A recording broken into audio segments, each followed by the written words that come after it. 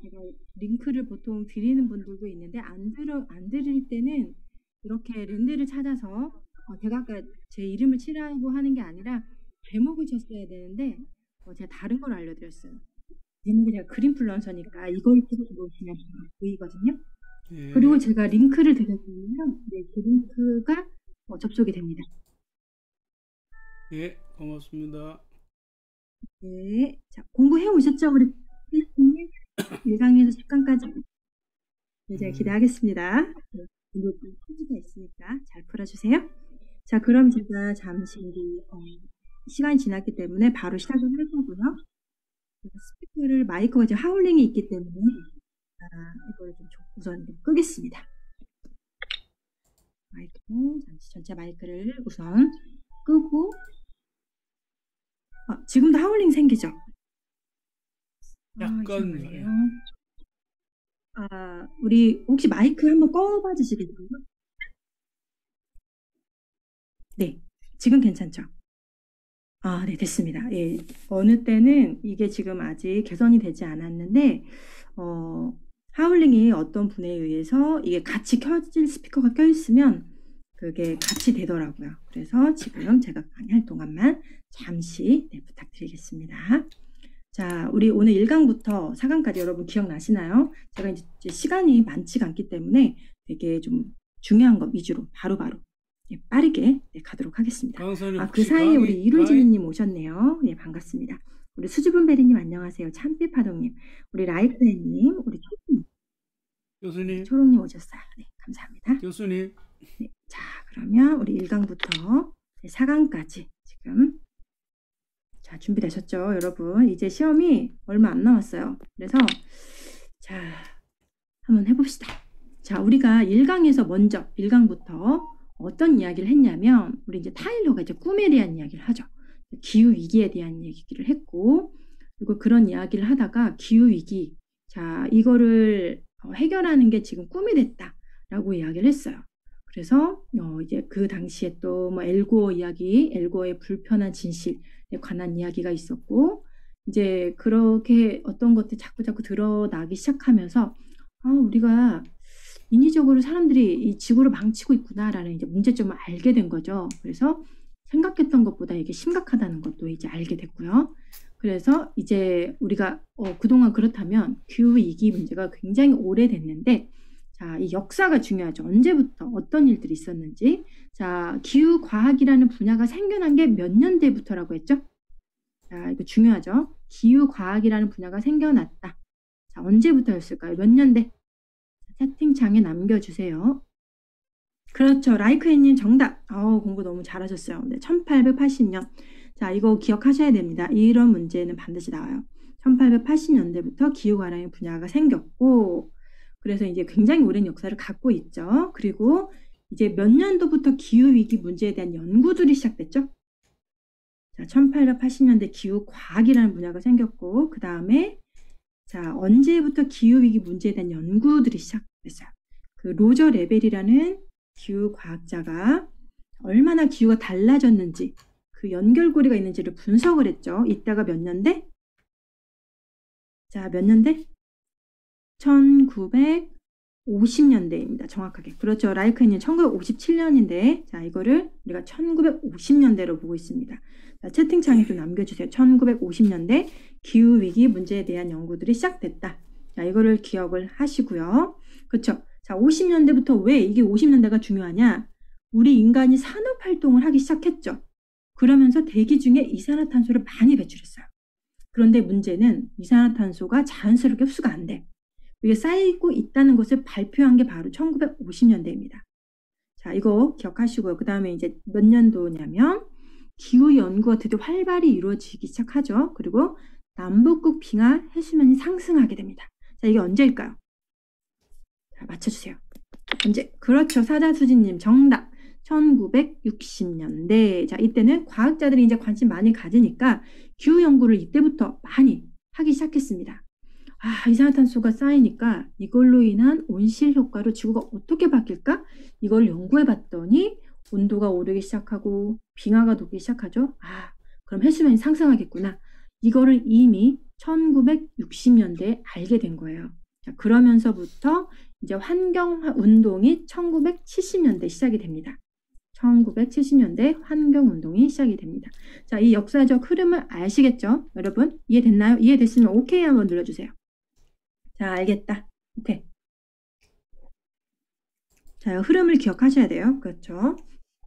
자, 그런데 1980년대 이제 들어서 이제 막 정책이 막 나오기 시작했고 이제 대응을 하기 시작해요. 이제 그때 이제 교토 의정서나 이제 여러 협약들도 이제 나오기 시작했지만 그 이후로 최근까지도 실제 효력이 없었죠. 그러니까 효력이 없기 때문에 약속은 했어. 근데 책임은 안 져. 그러니까 이게 행동으로 잘 이어지지가 않았습니다. 그때 기후변화에 대한 대응을 알고 있었어요. 해야 된다는 걸 미리 알고는 있었지만 이게 현재까지 행동으로 이어지지는 않았다. 그래서 기후위기가 생겨날 수밖에 없었다라는 거죠. 자, 그럼 기후위기 문제가 이제 쌓입니다. 자, 어떤 결과를 초래했을까요? 자, 첫 번째, 북극곰의 멸종 위기 문제가 있다. 두 번째, 쓰레기가 쌓인다. 세 번째, 산림 파괴 문제가 생겼다. 네 번째, 사막화 문제. 그 다음에 산불, 태풍, 해일, 홍수, 집중호우, 해수면 상승, 그리고 코로나 같은 질병이 발생을 했습니다. 자, 어떤 일이 벌어졌는지 여러분이 이제 이거 너무너무 잘 알고 계시죠? 자, 그래서 우리가 이제 어떻게 해야 되냐? 기후위기에 대한 지구 환경에 대한 지식을 쌓아가자. 그러니까 해결책도 이제 여러 가지 방법들이 있는데, 자, 이제 이런 부분들은 우리 실천 부분에서 또 말씀을 드리겠습니다. 자, 그럼 이제 2강 들어가겠습니다. 자, 1강 쉬었죠? 1강 역사에 대한 이야기를 했고, 그로 인해서 어떤 일들이 있었는지에 대한 간단한 중요한 두 가지를 살펴봤어요. 자, 2번. 자, 2강. 자, 제목은 6도의 멸종이 시작됐다. 자, 6도 이거 알아야 된다고 했죠? 6도. 자, 기후위기 관련된 표현들. 자, 기후변화라는 용어를 쓰는 이유가 뭘까요? 자, 지구의 평균 온도가 오르면서 기후가 달라지는 게 우리가 느끼는 환경 문제의 핵심이기 때문이에요. 그렇죠? 자, 기후가 달라지면서 실제로 변화가 생겼어. 그래서 그걸 기후변화라고 말하게 된 거예요. 근데 이 용어의 단점이 있었죠. 이 용어의 단점은 바로 인위적이라는 것이 반영이 되어 있지 않아요. 자, 기후는 그냥 변할 수 있는 거잖아. 그쵸? 이게 왜 문제야? 라고 이제 반박을 한단 말이에요, 사람들이.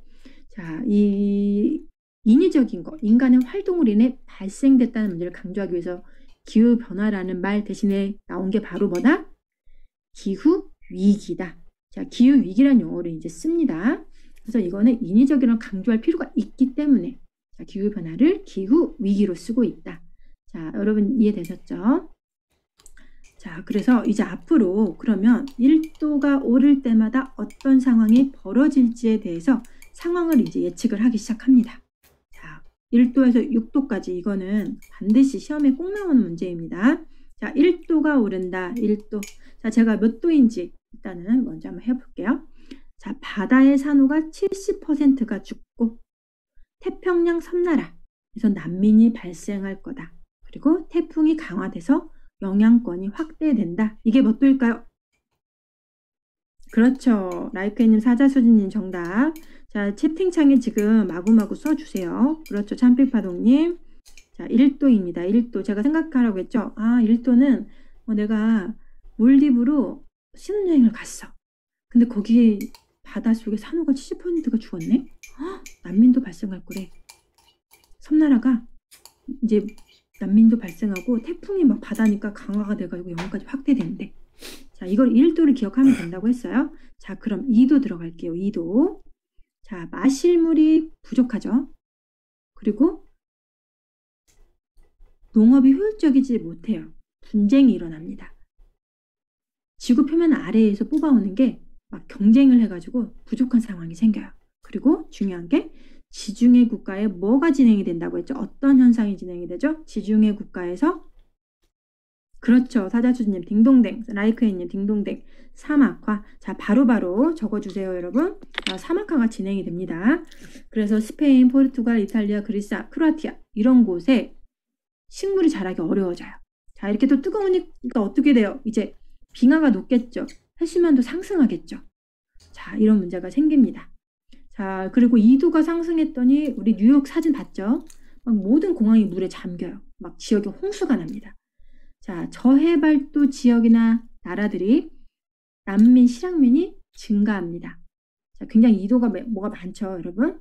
자, 방글라데시, 네덜란드 이런 실향민 인구수가 증폭하고요. 강유량 패턴도 달라져요. 그래서 식량 생산이 어렵기 시작하고, 자, 눈에 안 보이는 생물종 얼마가 사라진다고 돼 있죠? 자, 생물종 얼마가 사라진다? 몇 분의 몇? 자, 2도가 되면 생물종 몇 분의 몇이 사라지나요, 여러분? 그렇죠, 사주님 딩동댕. 자, 여러분 3분의 1이 사라집니다.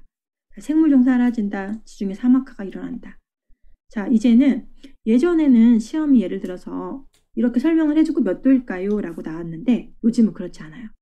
자, 2도에 대한 설명으로 틀린 것은 이걸 찾아내라고 할 수 있습니다. 그러니까 이거를 다각도로 좀 꼼꼼하게 공부를 해주셔야 돼요. 아시겠죠? 자, 3도 했을 때는 어떤 경우가 생기냐? 자, 3도. 자, 3도는 우리 무슨 세기와 같다? 자, 180만 년에서 680만 년 전 사이.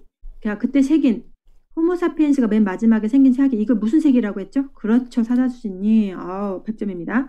자, 플리오 세기와 같다. 자, 이때 자, ppm이 대기 안에 360에서 440 ppm 이산화탄소가 들어있다는 것을 말하는데요. 자, 지구 과학적 이론을 그러니까 기록을 확인을 해서 지구상에서 언제 일어났는지 확인을 해보니까 그게 바로 플리오 세기더라 그거예요. 그러니까 우리가 진화되기 전 상황. 자, 3도가 되면 아마존이 마릅니다. 아마존. 그렇죠. 자, 그러면 적도 국가가 어떻게 되죠? 건조해지죠. 가뭄이 들겠죠. 그러다 보니까 산불이 자연스럽게 많이 생기겠죠. 자, 그래서 적도 국가에서 산불이 많이 생길 겁니다.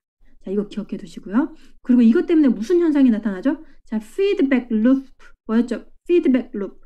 자, 어떤 현상?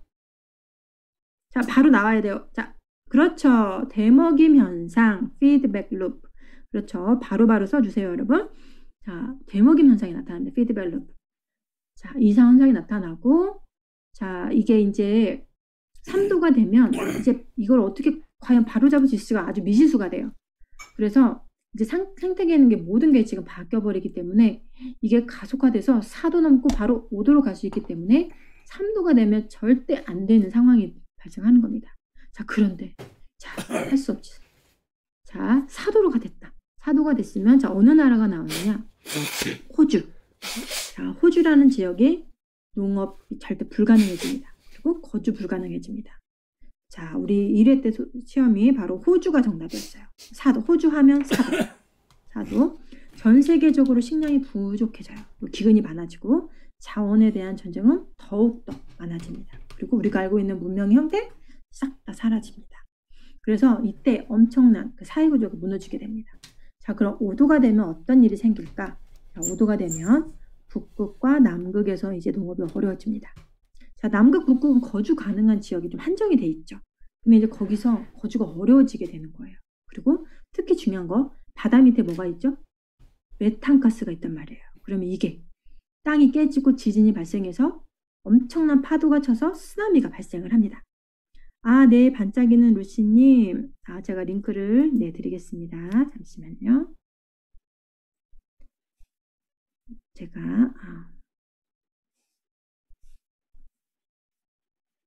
네.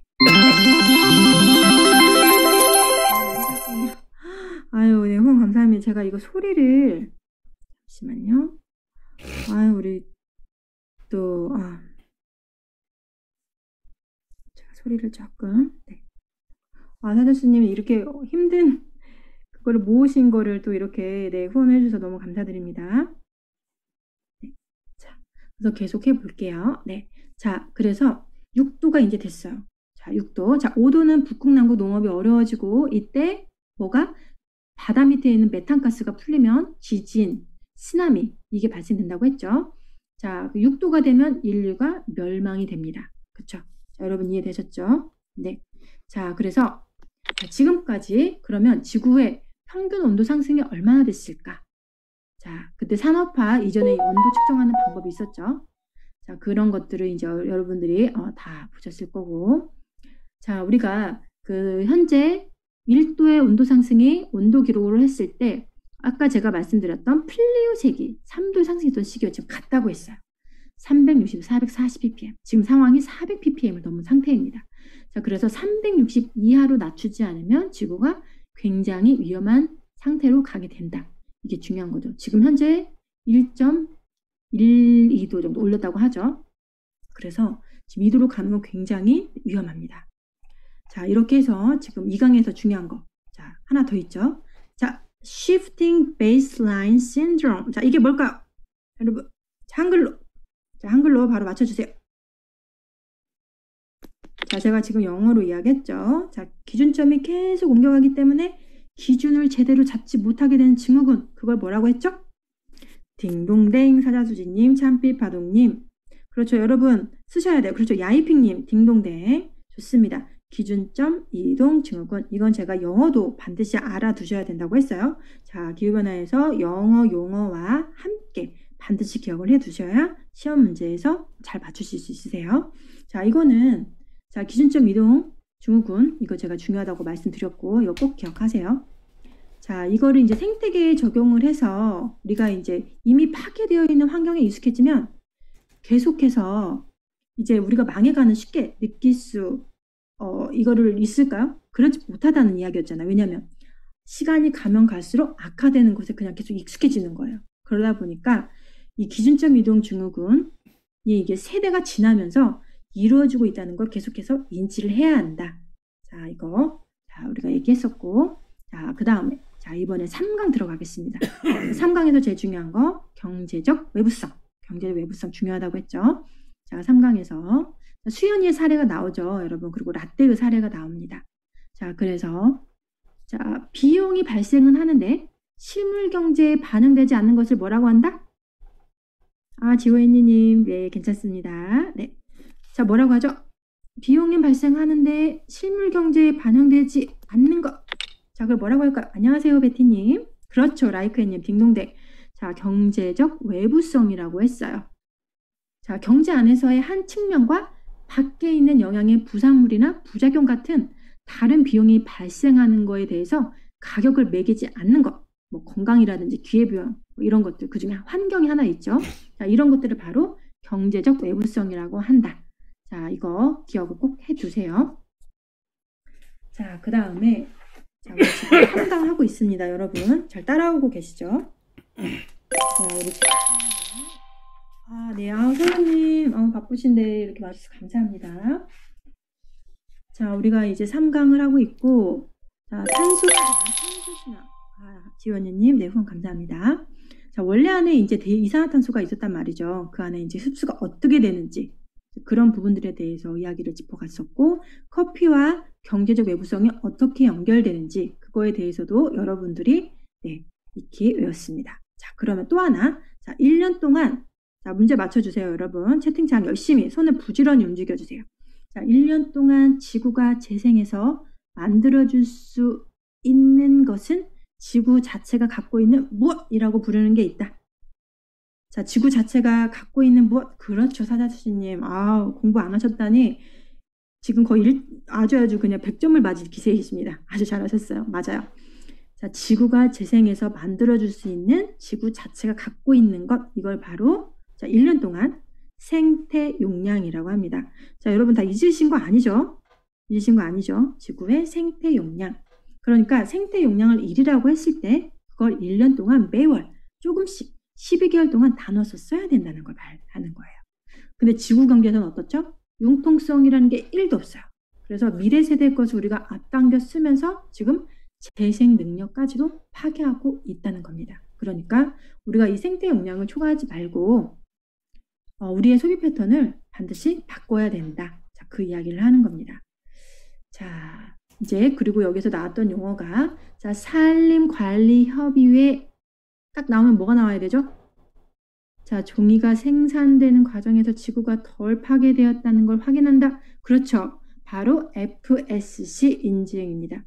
자, 최근에는 이것도 약간 문제가 되고 있다고는 하는데요. 자, 아직까지는 우리가 일단 FSC에 대해서 네, 함께 배워보도록 하겠습니다. 자, FSC 우리 그 미션으로도 많이 했었죠. 우리 상자 있는 것들. 제가 최근에 찾은 FSC는 그 고기 들어있는 팩을 예전에는 무슨 거의 다 스티로폴이었잖아요. 그런데 거기에 FSC 마크가 찍혔더라고요. 그래서 드디어 고기 포장하는 그 이렇게 고기가 담겨져 있는 그것도 FSC 이렇게 지금 저는 처음 봤거든요. 여러분 혹시 보셨나요? 이제 점점 바뀌고 있습니다. 네. 그리고 이제 점점 지구를 생각하는 모습들이 또 보이고 있습니다. 그래서 우리가 이제 4강까지는 그렇게 큰 막 중요하게 아주 어렵거나 이런 건 없습니다. 4강에서 우리 3강 경제적 외부성과 그 생태 용량에 대해서 지금 얘기했죠. 사자수님 고기는 못 봤어요. 네, 그 밑에 우리 항상 스티로폼이 깔려 있었는데 그 대신에 FSC 종이가 깔려 있더라고요. 그래서 좀 기분이 좋았습니다. 자, 이번에 4강의 주제는 바로 공유지의 문제. 책임은 모두에게 있다였죠. 자, 이제 우리가 중요했던 개념 바로 뭐였죠? 자, 우리가 초국가적인 문제라고 부르는 게 있었어요. 그중 하나가 자연자원인데 마실 물, 지하수 이런 건 모두가 공유하고 있죠. 그런데 이 책임을 누가 져야 되죠? 자, 규모에 맞지 않은 아주 매우 큰 국가 수준을 초월하는 엄청난 문제. 이 초국가적인 문제를 누가 책임을 져야 되죠? 소유권은 누구야? 대기권 바다. 이거 지금 아무도 행동을 취하지 않는데 누가 이 책임을 가장 많이 져야 되지? 자, 이거를 바로 이 문제를 뭐라고 하죠? 자, 분석이 행동을 안 하게 되는 이 초국가적인 문제를 바로 무엇이라고 부르죠? 그렇죠. 하다수진님 맞습니다. 라이크해님 딩동댕. 그렇죠. 수줍은베리님 딩동댕. 자, 잘 맞춰주고 계십니다. 공유지의 문제라고 합니다. 자, 이거 아셔야 돼요. 공유지의 문제. 단골입니다. 시험에 잘 나오는 문제. 그러니까 기후위기도 같은 거죠. 기후위기를 누가 먼저 책임질 거야? 누가 서로 책임이 더 많아? 이거에만 몰두하고 행동을 취하지 않는 것. 이게 지금 기후의 가장 큰 문제잖아요. 이 공유지의 문제를 같이 뚫어가야 됩니다. 공유지의 문제. 이 초국가적인 문제를 바로 공유지의 문제라고 합니다. 자, 이거 꼭 기억해 두시고요. 자, 그 다음에 이제 우리 중요한 거. 드디어. 자, 5강. 여러분, 5강에서 8강까지 굉장히 어렵죠. 어렵지만 시험이기 때문에, 여러분 다 하실 수 있으세요. 너무 어렵다고 생각하면 그 부분에 또 집중을 하게 되니까 아마 여러분들 잘 해내실 거라고 저는 믿습니다. 자, 이제 5강에서 중요한 거. 자, 자연재해에 대해서 나왔죠. 자연재해. 자, 천재지변이라고도 하고 폭풍, 홍수, 해일, 지진, 산사태 같은 여러 가지 자연현상을 말해요. 그런데 이런 현상 때문에 인명피해나 재산피해를 입는다든지 시설물 파괴가 된다든지 어떤 그런 현상들, 자연현상을 자연재해라고 부릅니다. 자, 그거를 이제 몇 가지 구분을 했어요. 자, 그럼 문제 들어갑니다. 문제. 자, hazard라고 부르는데 인명이나 재산에 피해를 줄 수 있는 자연현상을 말한다. 이게 무엇일까요? 자, hazard라고 부르는 인명과 재산에 피해를 주는 자연현상을 딩동댕 재해입니다. 재해. 자, 그러면 disaster라고 부르는데 어떤 지역에서 한정된 시간 동안 발생을 합니다. 그래서 그 한정된 시간에 발생해서 그 사회에 영향을 미쳐요. 자, 이걸 뭐라고 할까요? 그렇죠. 이걸 재난이라고 합니다. 재난. 그래서 이 자연재난은 이렇게 자연현상에 의해서 그 사회가 특히 사람하고 관련되어서 인명피해나 재산피해를 동반했을 때를 말하게 됩니다. 자, 그 다음 catastrophe라고 부릅니다. 자, catastrophe. 이건 정말 심각한 수준의 재난을 말해요. 복구하는데 수많은 시간과 비용이 듭니다. 이걸 바로 뭐라고 하죠? 그렇죠. 재앙이라고 합니다. 이 세 가지 조금씩 차이가 있다고 했죠. 재해, 재난, 재앙. 자, 이거를 여러분들이 조금 기억을 하시면 좋겠습니다. 자, 그리고 자연현상이 늘 벌어지고 있죠. 그리고 지구과학적 원리에 따라서 자연현상들은 끊임없이 생겨나고 사라집니다. 자, 그런데 우리가 자연을 잘 알고 이용을 하면 혜택을 볼 수 있어요. 그걸 무슨 기능이라고 할까요? 자, 그걸 무슨 기능? 자연을 잘 알고 이용하면 혜택을 봅니다. 자, 그거를 그렇죠. 나이크해님 딩동댕. 자연 서비스 기능. 자, 참비파동님 딩동댕. 자연 서비스 기능. 자, 이거 꼭 기억해 두세요. 자, 그래서 자연재해를 이해하기 위한 5가지 기본 개념이 있었어요. 이거 잘 나오는 문제입니다. 자, 자연재해 발생은 과학적 평가로 예측할 수 있다. 그렇죠? 그다음에 위험 분석은 자연재해의 피해 효과를 파악하는 데 중요한 작업이다. 자, 이거 꼭 아셔야 돼요. 5가지 기본 개념에 대해서 정리를 해주시고, 자, 그다음 태풍 들어갑니다. 태풍이 좀 어렵죠. 자, 열대 해역에서 뜨거운 바닷물이 증발하는 과정에서 잠열, 그러니까 숨은 열의 형태로 대기 에너지를 공급하기 때문에 만들어지는 게 바로 태풍이죠. 근데 이게 열대성 교란이 됐다가 강해지면 열대성 저기압이 돼요. 그래서 이제 기준을 세워놨어. 세계 기상기구에서 최대 풍속이 초속 17m는 열대 저압부라고 하고 17에서 24m까지는 열대 폭풍이라고 합니다. 25에서 32까지는 강한 열대 폭풍이라고 합니다. 초속 33m 이상이면 태풍이라고 한다. 자, 이거를 구분을 해서 여러분이 하나씩 잘 적어주셔야 돼요. 아시겠죠? 자, 그런데 우리나라나 일본은 자, 기준이 좀 다르죠. 초속 몇 미터를 넘어가면 모두 태풍이라고 부른다? 초속 몇 미터? 그렇죠. 사자수님 딩동댕 17. 여러분, 나 이거 언제 들었지? 이렇게 아무것도 기억이 안 나지? 하시는 분 있죠. 나 까먹어서. 네, 17m라고 합니다. 자, 태풍을 분류하는 기준 2가지가 있었어요. 자, 2가지 뭐였죠? 무엇과 무엇? 자, 뭐가 있었죠? 강도와 크기가 있어요. 강도와 크기. 자, 강도는 카테고리를 1에서 5까지. 숫자가 커질수록 강한 태풍이다. 그렇죠. 네, 잘했어요. 수줍은베리님, 딩동댕 사자수님. 그 2번째 기준은 크기예요. 자, 크기는 중심으로부터 반경이 얼만큼 태풍의 영향권인가에 따라서 소형, 중형, 대형으로 나눠집니다. 자, 이 기준, 분류하는 기준을 꼼꼼하게 공부를 하셔야 돼요. 네, 그냥 이 큰 맥락만 아시면 안 돼요. 시험이 되게 이번에는 굉장히 좀 디테일하게 나올 확률이 많습니다. 그렇기 때문에 한 글자도 놓치지 마시고 노트에 적어가면서 계속 반복적으로 표시를 하셔야 돼요. 자, 그래서 그 다음에 이제 우리 쓰나미로 넘어갑니다. 자, 쓰나미, 지진해일 있죠. 자, 바다의 파도 개념이에요. 자, 바다의 파도는 그 해파 2개가 분류가 되는데요. 바로 심해파와 천해파가 있습니다. 자, 심해파는 깊은 곳에서 오는 파도. 천해파는 얕은 곳에서 오는 파도. 자, 그래서 깊다, 얕다. 자, 이거 이제 상대적인 개념인 거예요. 그래서 천해파는 파장에 비해서 깊은 수심이면 심해파로 하고 파장에 비해서 얕은 수심이면 천해파로 분류를 합니다.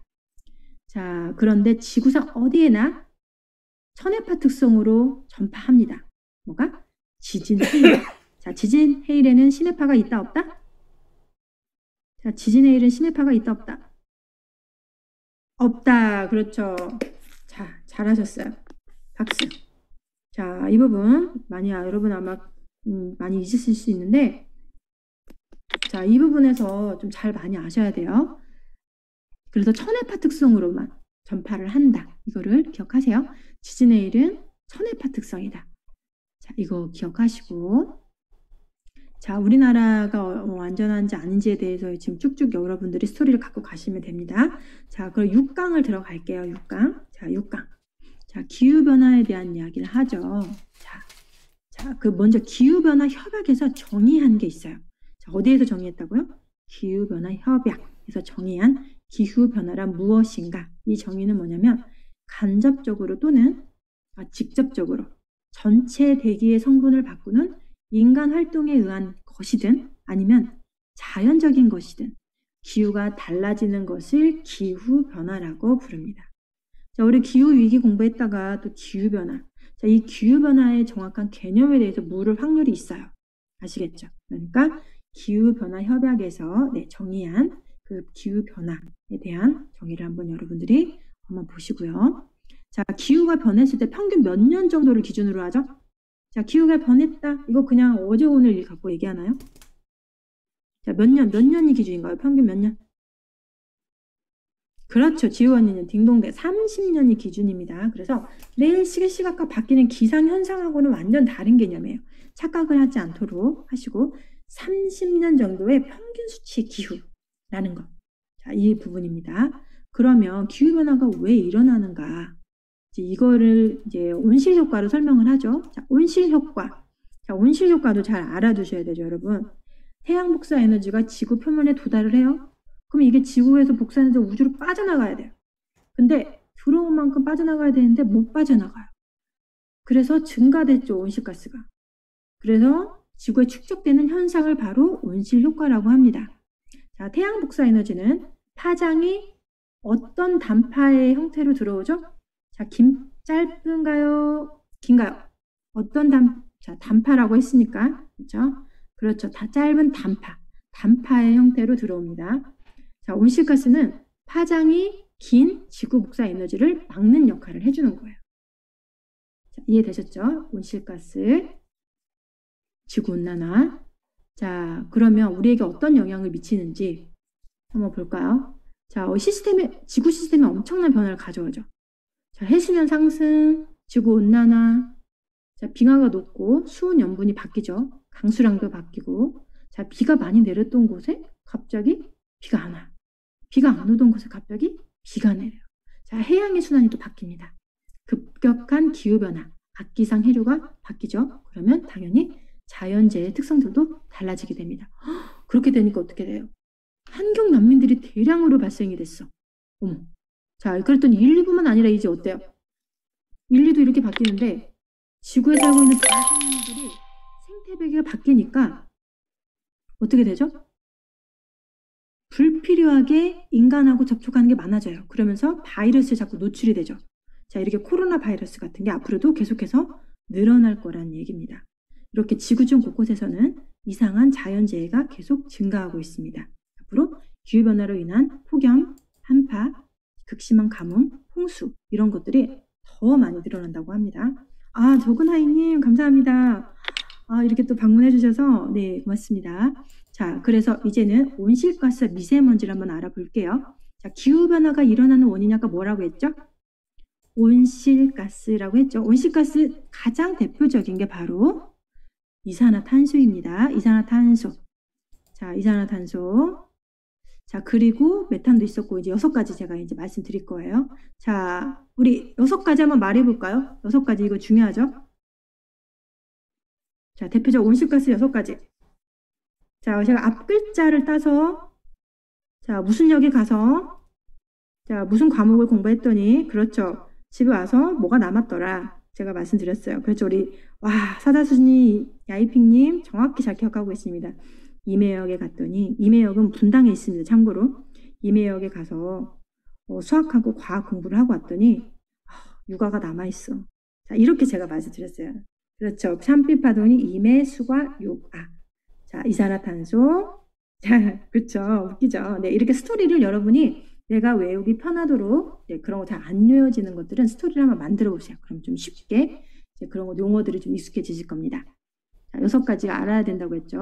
자, 그럼 이제 정확하게 말해 볼게요. 자, 이는 뭐예요? 자, 이는 뭘까요? 이산화탄소. 자, 매. 그렇죠. 메탄. 그렇죠. 그 다음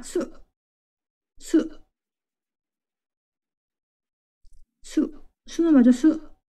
자, 수가 지금 안 나오고 있습니다. 그렇죠. 수소, 불화, 탄소. 자, 과. 자, 수까지 잘 왔어요. 수, 불화, 탄소. 자, 수주분배리님, 다 맞추셨어요. 그렇죠. 자, 수, 불화, 탄소, 그 다음에 과불화, 탄소. 그 다음에 육불화, 황. 그 다음에 마지막으로 아산화 질소가 있습니다. 아, 잘하셨어요. 자, 이거 6가지 기억해 주세요.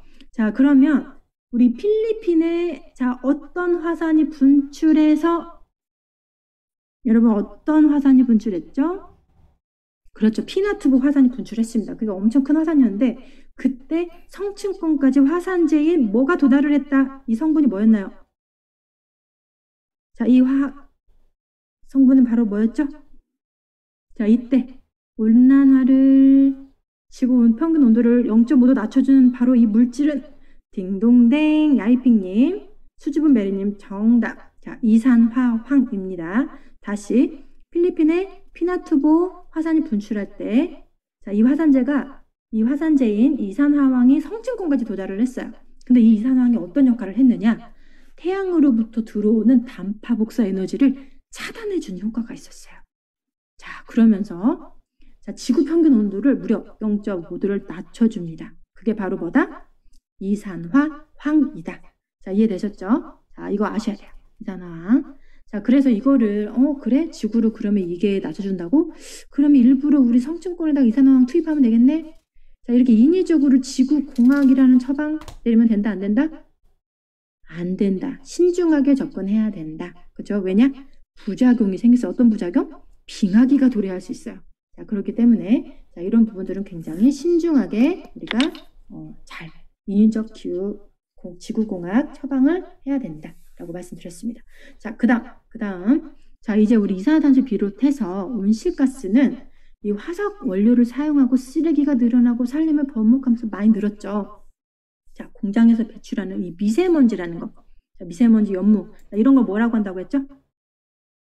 자, 미세먼지 연무 이런 거 통틀어서 뭐라고 한다? 중요한 개념 있죠? 그렇죠. 사라수님 딩동댕 에어로졸. 여러분 에어로졸 미세먼지 연무 이런 거 다 에어로졸이라고 해요. 에어로졸. 자, 입자상 액체상 가스래요. 자, 입자상 액체상 이거를 크기가 0.001에서 1000 마이크로미터 크기까지 해당하는 모든 물질이 다 미세먼지라고 하는데 이 미세먼지 안에 굉장히 다양한 물질이 들어가 있는 거죠. 자, 그걸 포함하는 게 뭐다? 황사, 흑비, 연무, 미세먼지 이런 건 모두 에어로졸이라고 한다. 자, 에어로졸 여러분 정확하게 잘 알아야 돼요. 태양빛을 흡수시키고 산란시키고 반사하고 구름이 만들어지면 소멸하고 비 내리고 이런 것들에 모든 영향을 주는 게 바로 에어로졸입니다. 그래서 지구온난화에 작용을 하고 냉각화에도 기여를 하기 때문에 온실가스와 더불어서 기후를 조절하는 중요한 물질이라고 하는 게 바로 에어로졸입니다. 여러분 에어로졸 되게 중요하죠. 이런 물질이었구나. 저도 이제 이거 공부하면 처음 알았어요. 그래서 자, 여기서는 이제 등장하는 개념이 바로 PM입니다. 농도 PM. 자, PM10이라는 거는 이 미세먼지를 10 마이크로미터 사이즈를 말하는 거예요. 그리고 PM 2.5 이하 이걸 뭐라고 한다면 이걸 바로 초미세먼지라고 합니다. 자, 이거 PM10, PM 2.5 이게 뭔지 여러분 구분할 수 있으셔야 돼요. 아셨죠? 쓰셔야 돼요. 아, 이게 PM10이 미세먼지고 PM10이 PM 2.5는 바로 이하가 초미세먼지구나. 머리카락보다 작은 크기 이거 기억하시면 되고 자, 환경 기준에서 연평균 이 50 마이크로그램 그 일평균 100 마이크로그램 이걸 기준으로 했었는데 지금은 이제 바뀌어서 연평균 15 마이크로미터, 일평균 35 마이크로미터로 초미세먼지 기준을 이제 설정해서 한 농도를 말합니다. 자, 그 다음에 전체 총부유 분진 또는 총부유 입자상 물질을 있는데요. 이거 바로 몇 마이크로미터 이하의 모든 부유먼지를 이야기하는 걸까요? 총부유 입자상 물질은 몇 마이크로미터 이하? 그렇죠. 사다수님 딩동댕, 야이핑님 딩동댕. 자, 50 마이크로미터 이하를 말합니다. 그거를 바로 총부유 입자상 물질이라고 합니다. 이게 용어가 어렵기 때문에 여러분 이거를 약간 마치 표처럼 자기만의 방식대로 이렇게 쓰세요. 미세먼지 몇 마이크로, 초미세먼지 몇 마이크로 이하, 총부유 입자상 물질 50 마이크로 이하 이런 식으로 딱딱 표로 한눈에 보기 쉽게 여러분들이 꼭 정리를 해주셔야 돼요. 자, 그런데 이 총부유 입자상 물질은 미간에는 안 좋아요. 근데 인처에는 큰 영향을 주지 않죠. 그래서 사이즈가 작을수록 초미세먼지가 폐 속 깊숙이 침투해서 피해를 주기 때문에 우리가 그렇게 초미세먼지 농도에 민감한 거예요. 사이즈가 어떨수록? 작을수록. 아시겠죠? 자, 그래서 이 에어로졸 지상관측 네트워크가 있었죠. 그걸 뭐라고 하죠, 여러분? 자, 중요한 지상 관측소를 세워서 우리가 미세먼지 농도를 실제로 측정하도록 만들었죠. 그래서 이 에어로졸 지상 관측 네트워크를 뭐라고 부른다? 자, 네 글자. 자, 초성 시옷, 피읍, 리을, 티읕. 그렇죠. 아, 우리 이룰지님 한 글자가 살짝. 자, 지금 오타가 살짝 났어요. 그렇죠. 이룰지님 딩동댕. 아다수님도 지금 다 알고 있는데 맞아요. 스파르탄이라는 에어로졸 진상 관측 네트워크가 있습니다. 자, 여기서 뭘 하냐면 정밀한 에어로졸 농도를 알고 있고 인공위성 관측 자료를 보정을 해요. 그래서 전체 에어로졸 분포를 추정합니다. 자, 이해되셨죠? 그래서 이제 이런 것들을 뭐 지상, 선박, 뭐 인공위성 이런 것들로 지금 관측을 하고 있습니다. 자, 그래서 이제 우리가 또 지구온난화를 일으키는 원인이 온실가스인데 그럼 이거 어떻게 알았지? 온실가스라는 것은 어떻게 알았어? 그렇죠? 자, 대기 중에 이산화탄소 농도를 측정을 한 거죠. 이걸 대표적으로 이 관측소가 있어요. 자, 하와이에 있는 곳입니다. 자, 이 관측소 이름은 무엇일까요? 자, 하와이에 있는 이 관측소 이름은? 그렇죠, 사수님, 야이핑님. 좋습니다. 자, 지금, 자, 이름이 좀 헷갈리죠? 그렇죠. 아하, 그렇죠. 마우나 로아. 자, 야이핑님, 사자수님, 딩동댕. 마우나 로아 관측소입니다. 자, 이산화탄소를 측정하는 장치들을 오래전부터 설치를 했어요. 근데 왜냐하면 여기가 하와이가 태평양 한가운데 있잖아요. 그러다 보니까 이 지구 전체를 대표하는 위치이기 때문에 이곳에다가 설치를 해둔 거죠. 그래서 이제 이때 자, 1950년대 스크립스 해양연구소에서 어떤 분이 자, 이산화탄소 증가 곡선을 만들었습니다. 자, 찰스 데이브 킬링이라는 분이 만든 이 이산화탄소 증가 곡선을 무엇이라고 부를까요? 자, 뭐라고 한다? 자, 찰스 데이브 킬링이 만든 증가곡선, 이산화탄소 증가곡선. 그렇죠. 유로제니님, 라이크애님, 참비파동님. 자, 이거는 우리 상식적으로 알고 있어야 되죠. 맞습니다. 킬링 커브. 자, 지금은 아드님이 지금 현재 그거를, 측정을 하고 있고요. 이걸 봤더니, 산업혁명 이후로 계속 지금까지 좀 400 ppm 넘은 거 여러분 알고 계시죠? 그래서 장기적으로 계속 상승하는 추세라는 거. 이렇게 해서 이 킬링 커브 곡선에 대해서 했고, 자, 그럼 이 기록 이전의 이산화탄소 농도는 아이스 코어링을 통해서 얼음 속에 있는 이산화탄소 농도를 분석해 봤다라고 이제 여러분들 봤죠? 그래서 이제 그런 기록도를 보니까 균형이 깨졌어. 이제 진짜 이게 심각한 거죠. 에너지가 이제 다 빠져나가지를 못하고 축적돼서 문제가 되고 있구나. 자, 이렇게까지 지금 빠른 속도로 온난화가 진행된 경우가 없었다. 이제 그렇게 하다 보니까 앞으로도 계속해서 기후 모델을 통해서 기후 연구를 하는 기관들이 계속 늘고 있습니다. 그래서 이제 이런 부분들을 이제 여러분들이 자, 알고 있고, 자, 그럼 이 지구 온난화로 증가된 이 열들이 다 어디로 갔느냐? 다 어디로 갔을까요? 자, 대부분 자, 어디로? 해양, 바다에 열이 축적이 된 거죠. 그래서 왜냐하면 육상이랑 대기로만 데우기에는 한계가 있어요. 결국은 마지막 어디가 데워지는 거죠? 바닷물까지 이제 데워지기 시작합니다.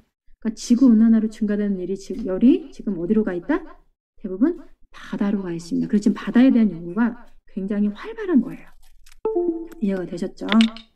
자, 그래서 자, 바다로 많은 열들이 들어가다 보니까 어떻게 돼요? 바닷물 수온이 증가합니다. 그리고 어떤 곳은 또 많아, 어떤 곳은 좀 적고, 그러면서 해양의 수온이 자꾸 바뀐다고 했죠. 그래서 그런 해빙 사진, 우리 북극 해빙 사진 보면 많이 녹아 있는 거 여러분 기사 엄청 많이 보셨죠? 그린랜드 역시 얼음들의 빙하 소실이 많이 생기고 있습니다. 많이 사라졌어요. 그래서 그걸 볼 때마다 심각하구나. 이제 그런 것들을 느끼고 있습니다. 자, 이제 우리가 이렇게 기후 변화에 맞서서 자, 우리가 하나를 좀 더 알아야 될 거, 이제 화학적으로 대기 중에 이산화탄소가 높아지니까 네, 수인님 감사합니다. 제가 아까 후원 소리를 좀 이거를 제가 소리를 꺼놨는데 소리가 다시 이거를 제가 저장을 안 했군요. 네, 감사합니다, 여러분. 자, 그래서 이 대기에만 있는 게 아니라 해양으로 녹아 들어간다고 했죠. 이 대기 중에 이산화탄소가요. 그러면 해양으로 녹아 들어가면 뭐가 되냐면 바로 용존탄소라는 게 됩니다. 자, 용존탄소와 물이 반응을 하게 되면 화학적으로 탄산을 만들어요. 탄산염을 만드는데 수소이온이 나오면서 이 석회질 골격을 갖는 생물들이 뭘 뺏기죠? 칼슘이라는 거를 뺏겨요. 그러면서 바닷물의 pH, pH는 수소이온 농도를 나타내는 지표예요. 바닷물의 pH가 낮아지면서 바로 이걸 뭐라고 한다? 무순화 된다고 하죠? 그렇죠, 이룰진이님. 공부 많이 하셨어요. 산성화 된다고 합니다. 산성화. 이산화탄소 농도를 보면 이제 계속 꾸준히 증가를 했잖아요. 그리고 해양에도 pH를 봤더니 점점 감소하고 있고, 바로 해양이 뭐가 되고 있다? 산성화되고 있다. 자, 이걸 잘 확인을 하셔야 됩니다. 산성화에 적응을 못하면 생물이 사라지죠. 잘 적응하는 생물들은 또 많아지죠. 그러면 먹이사슬이 이제 바뀌고 해양 생태계가 자연스럽게 바뀝니다. 특히 어떤 애들이 누가 없어지게 되느냐? 산호, 조개, 전복 이런 어패류들이 탄산칼슘 골격을 갖고 있기 때문에 pH가 낮아지면 녹아서 없어지게 됩니다. 이런 일이 발생을 하면 안 되겠죠. 그러다 보니까 이제 계속해서 우리가 미래의 기후 변화에 대해서 과학자들이 시나리오를 계속 만들어서 예측을 하고 있어요. 자, 그래서 그러면 기후 변화에 대해서 대응을 해야 되죠. 대응. 근데 한 나라의 노력만으로는 해결할 수가 없죠. 국제적 대응 노력이 필요합니다. 그래서 나온 게 바로 기후변화에 관한 정부 간 패널. 이거를 약자로 뭐라고 했죠? 기후변화에 관한 정부 간 패널. 이룰제이님 바로 나왔어요. 역시. 자, 사나수님 딩동댕. 자, 여러분 써보세요. 기후변화에 관한 정부 간 패널. 이건 앞으로도 우리가 신문이나 앞으로 매년 일어나는 그런 어떤 보고서를 본다든지 할 때 신문에서 항상 나오는 용어입니다. IPCC. 그렇죠. 정기적으로 기후변화 진단 보고서를 발간해 왔어요. 그렇죠. 자, 그래서 이 IPCC 세계 기상기구와 유엔 환경 계획이 1988년 공동 설립한 국제 기구예요. 한국을 포함해서 195개국이 회원국으로 참여를 하고 있고, 이 IPCC는 기후변화의 원인과 대응 방안 등을 과학적으로 검토해서 기후변화 평가 보고서를 작성하는 역할을 합니다. 자, 이건 상식적으로 우리가 또 알고 있으면 되고, 그때 이제 1.5도씨의 지구 온난화라는 그 특별 보고서가 있었죠. 그리고 기후변화 속의 해양과 빈곤이라는 보고서가 발간이 됐는데, 그때 그 1.5도 보고서, 중요하죠. 그 40개국 91명의 과학자들 참여했다는 거. 인천에서 승인이 됐다. 자, 그때 1.5도 이상 올라가면 안 된다. 그래서 1.5도 이내로 유지하자는 보고서가 바로 1.5도 특별 보고서입니다. 이거는 꼭 기억해 두시고요. 자, 7강 갈게요. 7강. 자, 7강에서는 유엔의 지속가능 발전 목표에 대해서 나옵니다. ESG 공부하시는 분들은 아시겠지만 이 지속가능 발전 목표에 대해서 아마 많이 익숙하실 거예요. 자, 이 부분에 대해서 여러분들이 좀 잘 아셔야 되고, 자, 이때 나오는 게 뭐냐면, 자, Doomsday Clock이라는 게 있었어요. Doomsday Clock 이게 뭐였죠? Doomsday Clock을 뭐라고 했죠? 자, 채팅창에 뭘까요, 여러분? 자, 그렇죠. 지구 운명의 날 시계였습니다. 운명의 날 시계. 지구 종말이 가까이 온다. 그걸 걱정하면서 원래 핵무기 위협 때문에 바로 나온 게 운명의 날 시계. 그렇죠? 이거를 이제 이 자정에 가까울수록 위험하다. 자, 이런 부분에 이제 맞춰서 지구 환경 위기임을 이야기하기 위해서 나온 게 바로 지구 운명의 날 시계입니다. 자, 이런 개념을 조금 알아두시고, 자, 그래서 2018년이 이제 1954년 이후로 가장 자정에 근접한 때였는데, 2019년대는 2분, 2020년에는 100초. 자, 기후변화와 매우 밀접한 관련이 있다는 걸 이제 보여주기 위해서 나온 용어고요. 이제 그 지구 생태 용량 초과의 날이 있었죠. Earth Overshoot Day라는 게 있었습니다. 자, 이것도 우리가 무슨 날인지를 딱 개념을 잘 알고 계시면 돼요. 과거부터 1년 중에 지금까지 우리가 그 해에 가지고 있던 지구 생태 자원을 언제가 되면 다 소모하는가? 자, 이걸 나타내는 게 바로 지구 생태 용량 초과의 날이라는 겁니다. 한번 적어볼게요. 지구 생태 용량 초과의 날. 자, 적어주세요. 자, 점점 이게 지금 계속해서 나오고 있죠. 자료가 이제 나오고 있는데, 현재 우리나라가 이 생태 자원을 8배 이상 쓰고 있는 나라입니다. 우리나라는. 그래서 물, 공기, 토양 이런 자원에 대해서 인류의 수요가 지구의 생산 및 폐기물, 흡수 능력을 초과하게 되는 시점. 자, 그걸 말하는 거고, 인류는 이제 이 한 해에 주어진 생태 자원을 모두 소진하게 되는데, 이 지구 전체적으로 생태 자원 소비를 감당하려면 몇 개의 지구가 필요하다? 몇 개의 지구가 필요하다? 이 지구 전체 생태 자원 소비를 감당하려면, 그렇죠. 1.71개 지구가 필요하고, 자, 업데이트된 상황에 따르면 1.75개인데 우리는 일단 1.7개로 기억은 해두시면 되겠습니다. 자, 2022년 우리나라는 4월 5일에 벌써 8번째로 빨리 써버렸습니다. 지구 전체로는 7월 28일 날 다 써버렸어요. 자, 그렇죠? 그리고 이 문제는 바로 뭐다? 급속한 물질적 성장 때문이다. 그렇죠? 우리가 이 계몽기를 거치면서 건위로부터 완전히 해방이 됐어요. 그러면서 물질 성장을 추구하고 있고 산업혁명 이후 인류는 이런 성장을 이루면서 어떤 문제가 생겼냐? 분배의 문제가 생겼습니다. 자, 불을 편중해서 가지고 있는 것도 심각한데 자, 이 불을 얻기 위해서 지구 환경을 파괴했단 말이에요. 그래서 이 지구 환경을 악화시키는 대가로 경제 성장을 했다는 거. 자, 이게 진짜 큰 문제죠. 자, 그래서 이 유엔 지속 가능 발전 목표 SDGs라는 거, 자, 여러분 알고 있죠? 자, 17개의 목표를 세우게 됩니다. 17개의 목표. 자, 뭐가 있었냐면 인류의 보편적 문제, 지구 환경 문제, 해양 문제, 기후변화의 대응 문제, 경제 사회 문제 이런 것들을 다루고 있습니다. 자, 17개 목표, 169개의 세부 목표. 자, 언제까지 한다고 했죠? 언제까지? 자, 언제까지? 언제부터 언제까지? 연도 기억하라고 했죠. 연도. 자, 언제부터 언제까지였죠? 몇 년도부터 몇 년까지? 2030년까지는 맞고 그 앞에 언제부터? 그렇죠. 지원이님, 야이핑, 이루진이님, 딩동댕. 2016년부터 2030년까지입니다. 이걸 이행을 하자라는 게 이제 공동 목표가 됐어요. 이제 국제사회의 최대 공동 목표. 자, 이 부분을 여러분들이 알고 계시고, 자, 그래서 이 환경을 지속 가능하게 어떤 방식으로 하면 좋을까? 태평양에 엄청 거대한 쓰레기 문제가 있잖아요. 이런 것들을 이제 어떻게 하면 좋을까라고 생각을 하다 보니 이때 나온 게 바로 이 쓰레기를 치우는 청년이 나오죠. 자, 그 친구가 바로 누구죠? 보얀 슬렛입니다. 보얀 슬렛이 만든 이 비영리 단체 이름이 있죠? 이 이름이 뭐죠? 자, 이 청년이 만든 단체 이름. 그렇죠. 라이크애님, 미룰지님, 지원이님, 야이핑님 모두 맞습니다. 오션 클린업입니다. 오션 클린업. 이건 뭐냐면 해류를 이용해서 쓰레기가 저절로 모이게 하면 되겠네. 이 아이디어를 가지고 이거 만든 거예요. 그래서 혼자 하냐? 아니죠. 해양과학자, 자원봉사자들이 많이 도와줍니다. 그리고 클라우드 펀딩도 하죠. 그래서 태평양에 가서 조사도 하고 그러면서 최연소 지구환경 대상을 또 수상을 하게 됩니다. 네, 그래서 지금까지도 이제 계속 오션 클린업 잘 되고 있고 그 기본 원리에 대해서 여러분들이 조금 알아두시면 좋겠습니다. 기본 원리. 자, 어떤 식으로 했죠? 자, 이거 같은 경우는 그 U자형 울타리로 물에 떠 있는 펜스를 뒀어요. 그리고 그 아래다가 커튼 같은 걸 둬가지고 울타리를 만들었죠. 그러면 해양생물들이 그 울타리를 지나가는데 해류 때문에 그 울타리에 플라스틱 같은 경우는 와서 쌓여요. 그럼 얘는 모이게 되겠죠. 그럼 자동으로 이렇게 수거장치 쪽으로 가서 재활용할 수 있게 만듭니다. 그리고 태양열을 이용한다. 태양열.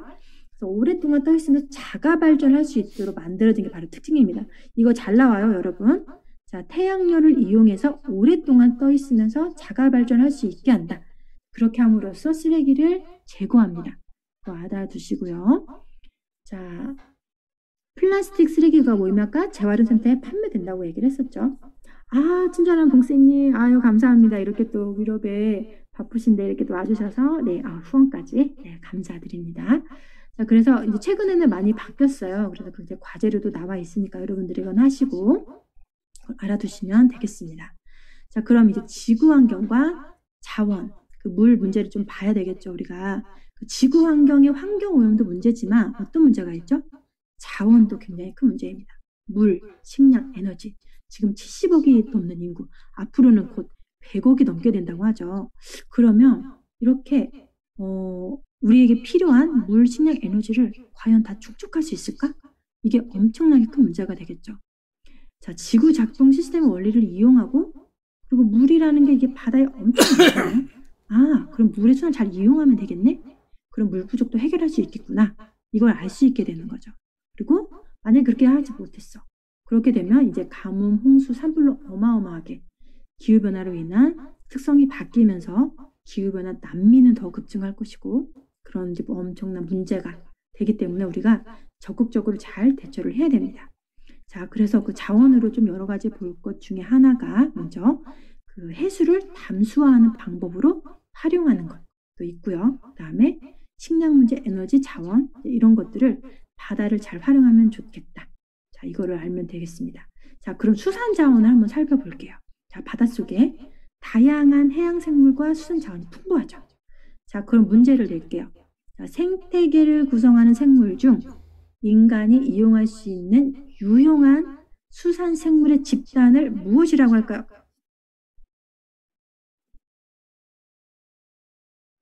그렇죠. 이루진님 지금 네 급하게 그렇죠. 자은은 좋습니다. 아우 잘하셨어요. 딩동댕. 아 우리 여러분 너무 잘하고 있습니다. 박수 쳐드릴게요. 맞아요. 수산 자원이라고 합니다. 자 경제학자 피터 드러커도 말했죠. 자 수산업이 21세기 가장 유망한 분야가 될 거다라고 전망을 했어요. 그리고 노르웨이 같은 경우 환경공학, 정보통신기술, 생명과학 이런 첨단 산업화된 스마트 양식을 지금 바다의 수산 자원을 잘 활용하는 노력을 하고 있습니다. 자, 그래서 자, 이번에 자, 그런데 자, 바다 같은 경우는 사실 우주보다도 접근성이 좀 많이 떨어지죠. 그러니까 이런 심해 탐사 이런 도전들이 계속해서 지금 시도가 되고 있습니다. 심해를 보니까 수산 자원만 있는 게 아니죠. 다양한 광물 자원들이 있어요. 자, 망간 당괴, 열수 광산 등 수심 약 1000m 이하의 심해저에 있는 희귀 금속을 포함한 지하 자원, 광물 자원을 무엇이라고 할까요? 그렇죠. 지원이님 딩동댕, 피스메이커님 딩동댕. 잘했어요. 맞습니다. 심해저 광물 자원이라고 합니다. 이거를 잘 여러분들이 정리를 해두세요. 자, 이런 것들이 있고, 자, 품위 저하, 채굴 신부와 환경 문제, 어떤 이런 문제점을 극복하기 위해서 심해저에 있는 해양 광물 자원이 이제 대안으로 자꾸 제시가 되고 있습니다. 자, 이런 그 공해상에서는 어느 나라나 자유롭게 이런 거를 이제 탐사가 할 수 있죠. 그래서 이 기술을 개발하려고 엄청 노력을 해요. 환경에 대한 탐사를 반드시 해야 하기 때문에 심해 환경을 이해하는 쪽에 훨씬 더 유리하겠죠. 그래서 이런 자원 고갈의 어려움을 앞으로 이 심해 환경을 통해서 해결할 수 있다라는 게 이제 7강의 결론이었습니다. 자, 그럼 8강을 좀 보겠습니다. 8강. 자, 작은 바다만 활용해도 한 나라를 구할 수 있다. 우리가 바다에 대해서 얼마나 알고 있는지 이거는 단골 문제입니다. 그렇죠. 우리 봉쌤님도 이미 알고 계시는 문제들도 탁 풀어주시고 계십니다. 자, 바다에 대해서 문제. 자, 지구상에 존재하는 물의 97%가 바닷물이죠. 자, 평균 수심이 육상 해발 고도보다 몇 배 정도 깊다? 여러분 정답 맞춰주세요. 자, 몇 배 정도 깊다? 평균 그렇죠. 정답. 피스메이커님, 야이핑님. 지원이님 743m. 그렇죠. 그래서 이게 3734m이기 때문에 743m. 자, 5배 정도 높습니다. 딩동댕. 다 맞습니다. 자, 플랑크톤이 광합성을 하면서 만드는 산소가 우리가 숨쉬는데 필요한 산소의 절반 이상이 나오죠. 그리고 수산 자원들이 전 세계 단백질 공급의 몇 %를 담당한다? 수산 자원이 전 세계 단백질 공급의 몇 % 담당? 그렇죠. 이룰제이님, 야이핑님, 반짝이는 루시님, 지원이님, 피스메이커님, SM주님 모두 정답 20%를 담당한다. 맞습니다.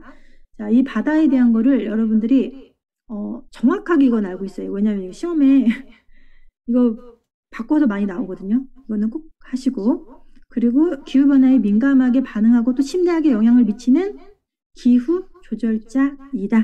이것까지도 정확히 알아두시면 되겠습니다. 기후 조절자이다. 자, 해양순환과 기후변화에 대해서 이 부분은 여러분이 정말 꼼꼼하게 공부하셔야 돼요. 자, 이 부분은 바닷물이 어떻게 순환하는지에 대해서 여러분들이 다 이거는 강의를 정말 여러 번 들으셔야 됩니다. 자, 바닷물의 특성이 다 같지가 않죠.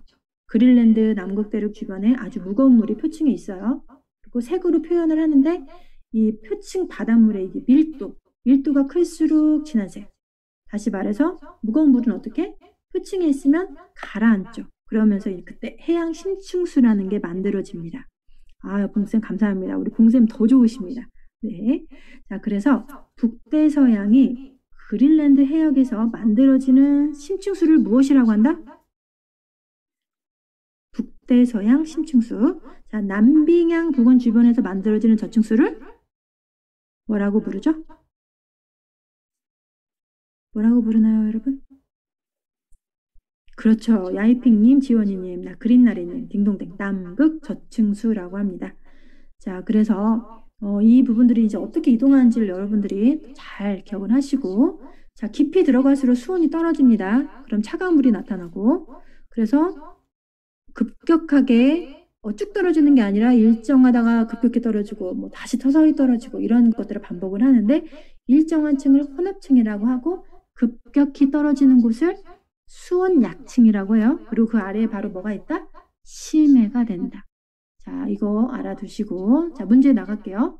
바다의 순환, 특히 수온, 열을 조절하니까 이 염분도 밀도가 되게 중요하잖아요. 근데 열을 조절하는 수온과 염분에 의해 만들어진 순환을 무엇이라고 부를까요? 그렇죠. 딩동댕 이룰진이님, 사자수진님, 지원이님, 열, 염분, 순환이라고 부릅니다. 정답. 자, 이 부분들 여러분들이 좀 꼼꼼하게 하시고, 자, 그리고 해양의 컨베이어 벨트에 대해서도 이야기를 했었죠. 해양의 열, 염분, 순환 전체가 다시 북대성까지 돌아오는 일련의 순환 과정을 바로 컨베이어 벨트라고도 불렀습니다. 그리고 여기서 나온 개념이 또 환남극 심층수. 오늘 이제 봉쌤께서 5강에서 8강까지 또 하셨기 때문에 제가 좀 간단하게 짚고 넘어가겠습니다. 이 환남극 심층수. 그리고 이 환남극 심층수는 기본적으로 북대서양과 남극 주변에서 만들어져요. 그래서 이 바닷물이 섞이는 건데, 자, 수온이 어느 점보다 높습니다. 자, 이런 부분을 조금 알고 계셔야 되고, 자, 이 빙하를 만나게 되면 이게 지금 중요한 이유가 있었죠. 이게 중요한 이유가 뭐였죠? 그 남극 주변을 돌다가 연안에 가까워서 이제 붙어서 갈 때 이 남극대륙 안쪽에 이 대륙붕이라는 곳으로 들어가게 돼요. 근데 이제 들어갈 때 수온이 높다고 했죠. 근데 똑같이 염분도 높아져요. 그 염분이 무거워지게 되면 어떻게 된다고 했어요? 아래로 깔려 들어간다고 했죠. 그러면 해저 저 깊은 골짜기로 들어가다 보면 그쪽에 얼음이 막 있어요. 빙하를 만났네요. 그러면 어느 점보다 높으니까 빙봉하고 얼음을 자꾸 녹이게 됩니다. 녹이고 했더니 빙상 전체가 어떻게 되죠? 자꾸 녹고 하니까 불안정해지죠. 자, 그럼 무너지게 돼요. 빙상이 전체가 무너지면 어디에 기여를 하죠? 해수면 상승에 엄청난 기여를 하게 됩니다. 그래서 과학자들이 사인 아일랜드 빙하 그리고 스위치 빙하 이렇게 서남극에 빙상이 빠르게 소실되고 있는 곳을 탐사를 하려고 합니다. 이해되셨죠? 자, 네, 안녕하세요. 어머, 스테디지니님. 예, 감사합니다. 네. 자, 여기까지 여러분 이거는 굉장히 강의를 좀 많이 들어보시고 그 그림을 보면서 영상을 보면서 많이 어떤 식으로 되는지를 잘 보셔야 됩니다. 그래서 이제 해양에 가서 이제 조사를 하게 됐죠. 그걸 바로 뭐라고 하냐면 해양 관측이라고 합니다. 해양 순환이 어떻게 일어나지? 시시각각 어떻게 변하는 거야? 해양 순환이 바뀌면 이 빙하기가 도래할 수도 있다고 했고 기후 변화도 올 수 있다고 했잖아. 그러면 계속 모니터링을 해야 되겠네. 그럼 예전부터 대체 어떻게 해양 관측이 이루어진 거지? 라고 해서 이제 해양 관측에 대한 과거, 현재, 미래가 나옵니다. 그거를 여러분들이 조금 아셔야 되고요.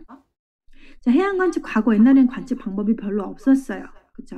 그때는 챌린저호가 나오게 되죠. 챌린저호 등장. 자, 그런데 무려 탐사하는데 4년이나 걸렸어요. 현대 과학적 자료를 채취하고 데이터 분석하고 과학적 연구 시작은 했는데 이미 4년이면 어때요? 환경이 너무너무 많이 바뀌었죠. 그래서 제한적인 관측만 이루어지게 됩니다. 자, 그런데 현재는 지금 해양 관측을 하시는 도구가 굉장히 많아졌죠. 첨단화됐어요. 인공위성, 통신, 자, 이제 무인 관측 플랫폼들도 엄청 등장을 합니다. 그러면서 바닷속에서 대체 무슨 일이 벌어지지? 이제는 심해까지 속속들이 데이터를 수집하기 시작합니다. 자, 우리가 여기서 중요한 거 해양 관측 플랫폼 밑줄 쫙쫙 그어주셔야 되겠죠. 자, 먼저 부력을 조절해서 가라앉았다가 1000m 수심에서 열흘 정도 머무는데 해류를 따고 또 돌아다니다가 2000m 또 가라앉다가 다시 표층으로 떠오릅니다. 즉 수직 2000m 범위를 프로파일링하는 이 관측 플랫폼을 뭐라고 할까요? 지원이 딩동댕. 그렇죠. 자, 아르고 플로트라고 하면 정확히는 자, 한번 적어주세요. 아르고 플로트. 아르고 플로트. 자, 그렇죠. 이거를 중층뜰개라고도 해요. 중층뜰개라고도 하는 이 아르고 플로트 네트워크가 형성이 되어 있습니다. 이 해양 관측 플랫폼에 대해서 정확하게 아셔야 돼요. 자, 표층뜰개, 그 다음에 지진해일 쓰나미 다트라고 하는 거, 그리고 오션사이트 네트워크가 있는 거, 이것까지도 다 아셔야 되고, 스웨이트 빙봉 국제 통합 관측 방법도 있었고요. 인공위성 관측도 있었습니다. 자, 이렇게 해서 자, 그 관측 플랫폼 여러분들 정리를 잘 해주시고, 지구 관측의 이제 미래 앞으로 이제 어떻게 될 건지 이제 여기서 나오는 용어가 바로 프로슈머 또는 소비자의 합성어로 나온 거 뭐라고 하죠? 자, 해양 관측에서도 해양 정보 지식을 만드는 생산자이면서 동시에 해양 정보 지식을 소비하는 소비자, 이걸 바로 뭐라고 한다? 그렇죠. 프로슈머라고 하는 거죠. 프로슈머. 전문가이면서 소비자, 합성어. 엘빈 토플러가 최초로 사용했다. 소비자이면서 생산에도 기여한다. 그리고 비전문가이지만 타 전문 분야에도 기여한다. 여러분들이 헷갈려 하시더라고요. 꼭 전문가 아니에요. 비전문가이어도 타 전문 분야에 기여한다. 이것까지도 아셔야 되고, 각종 셀프 서비스나 DIY 등을 통해서도 나타난다. 이게 바로 프로슈머의 개념이었습니다. 자, 지구 기후 공학에 대한 거에도 이야기가 나왔었고, 자, 그 다음에 이제 유엔 해양과학 10년이 있었죠. 2021년부터 2023년까지. 거기서 하는 게 깨끗한 바다, 건강하고 회복력 강한 바다, 예측 가능한 바다, 안전한 바다, 지속 가능하고 생산적인 바다, 투명하고 접근 가능한 바다. 자, 이 부분에 대해서 여러분들이 정리를 하시면 되겠습니다. 자, 지금 8강까지 하느라 시간이 너무 많이 지나서 다음 시간에 제가 9강부터 다시 좀 정리를, 9강부터는 여러분들이 좀 쉽게 하실 수 있으니까, 오늘 좀 5강에서 8강이 역시 제가 조금 줄였다고 했는데도 내용이 역시나 많습니다. 자, 여러분 오늘 지금 1강부터 8강까지 지금 정리를 해봤는데 어떻게 좀 이해가 좀 되셨나요? 아, 네, 감사합니다. 해피솔님. 네, 오늘 지금 처음 와주신 분들도 되게 좀 많이 있으신데요. 네, 네, 그로세르미님 감사합니다. 공부하는 마샤님, 야이피님, 반짝이는 루시님, 쓰리써니, 야야야님, 우리 드디어 오셨네요. 우리 쓰리써니님, 네, 그 흔한 인삼님, 해피솔님, 그린썸님, 힐링치유님, 꿈맘님, 우리 피스메이커님, 리아 메라키님, 허니파운트님, 수줍은 메리님, 우리 봉생님까지, 네, 너무너무 감사드리고요. 지금 정리를 이제 저희 우리 봉쌤에서 지구특공대에서도 계속 우리 봉쌤께서 오늘 5강에서 8강까지 정리를 해주셨어요. 그러니까 여러분들이 계속 많이 들으세요. 봉쌤 수업 들으시고 또 제 수업도 계속 들어주시면 여러분들 시험 보시는 데 있어서 많은 도움이 되실 겁니다.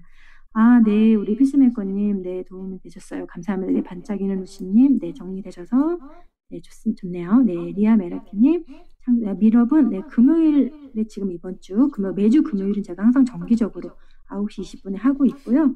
지금은 제가 오늘은 시험 대비를 위해서 수요일 날, 네, 준비를 했어요. 다음 주에도 수요일 예정인데 시간은 제가 조금 저희 봉쌤하고 한번 조금 논의를 해서 시간은 조정을 하거나 아마 할 것 같아요. 그쵸? 참피파동님, 네, 봉쌤 수업이랑 겹쳐요. 맞아요. 네, 시간을 조금 조정을 해보도록 하겠습니다. 저는 다음 주에도 수요일과 금요일에 할 예정이고요. 금요일 시간은 제가 고정이라서 저는 변경은 어렵고요. 수요일은 제가 한번 시간 조정을 좀 해보도록 하겠습니다. 네, 오늘 지금 8강까지 정리를 했는데 여러분들 도움 좀 많이 되셨으면 좋겠고 저희 또 열심히 또 해보겠습니다.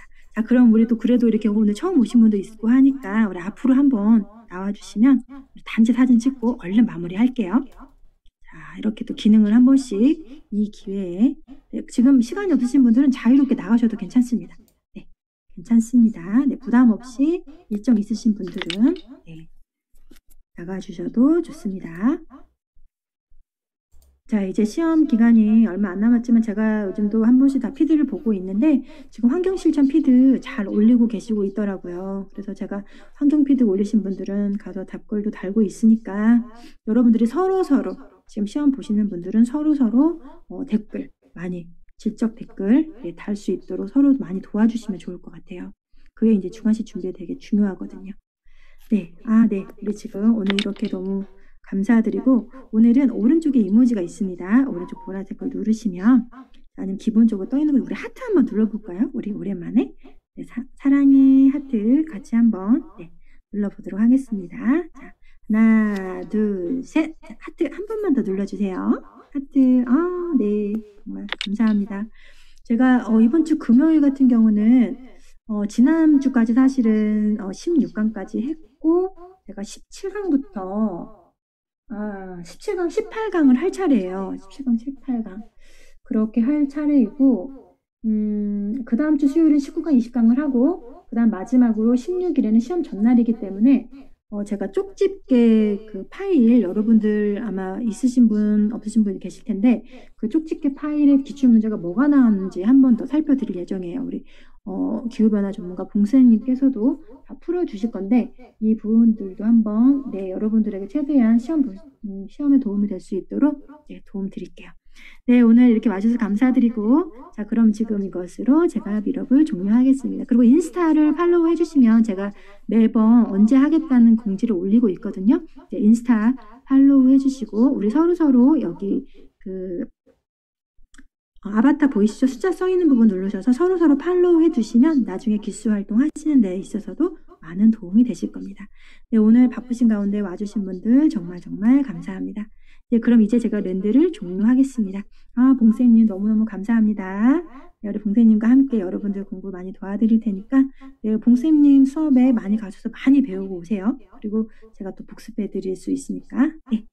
자, 여러분 그러면 자 모두 빠이빠이 하겠습니다. 굿바이. 네, 바이바이. 지금 손 드신 분이 계시는데 그냥 들어온 것일까요? 아니면 질문 있으신 걸까요? 혹시 질문 있으시면 네. 스피커 켜주셔도 됩니다. 질문이 없으시다면 네, 제가 랜드를 그러면 종료하겠습니다. 자, 여러분, 자, 좋은 수요일 되세요. 자, 수고하셨습니다. 감사합니다. 네, 감사합니다. 수고하셨습니다. 네, 감사합니다. 네.